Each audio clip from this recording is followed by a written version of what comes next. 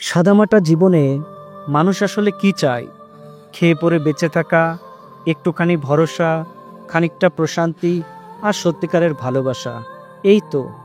জীবনের কোনো কোনো বিকেলে আমার মনে হতো সব পেয়েছি আমি, সব।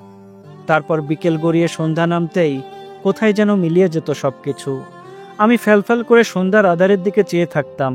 জানেন, আমার গলার ভেতর আটকে থাকতো সৃষ্টিকর্তার প্রতি সহস্র অভিযোগ।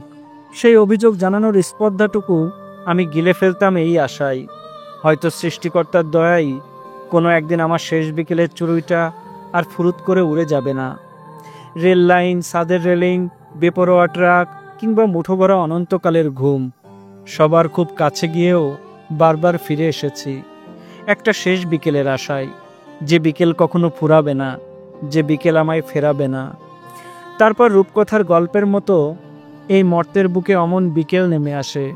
আমি চোখ কষলে বারবার আকাশের দিকে তাকাই, দেখি মেঘের ব্যালকনিতে রোদ্দুর হাসছে। আমি ভরসা পাই, যতখানি ভরসায় সর্বগ্রাসী সন্ধ্যার নিশ্চিত আশঙ্কা ভুলে থাকা যায়, অতখানি ভরসা। তারপর তারপর একদিন দেখি রূপকথার গল্পরাও হেরে যাচ্ছে। আমার শেষ বিকেলের সবটুকু আলো নিভে যাচ্ছে। যে রোদ্দুর হেসেছিল সে কেমন অসহায়ের মতো যেন ডুবে যাচ্ছে। আমি দর্শকের সারিতে বসে শূন্য দৃষ্টিতে নিজের জীবনের শেষ চিত্রনাট্য দেখেছি।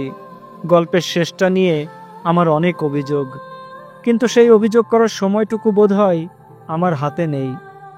জীবনের মঞ্চে মানুষ ততক্ষণ আটকে যায় যতক্ষণ সে বিশ্বাস করে অনেকগুলো বিকেলের পর একদিন এমন একটা বিকেল আসবে যে বিকেলটা শেষমেশ রয়েই যাবে।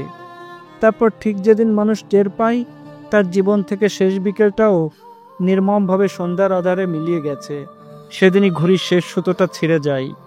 সন্ধ্যার আধারে মাটিতে পড়ে থাকা এক বেয়ারিশ ঘুড়িকে পাশ কাটিয়ে যে যার মতো করে চলে যাবে, কেউ জানবে না বেয়ারিশ ঘুড়িটাকে কেউ একটা বিকেল উপহার দেয়নি।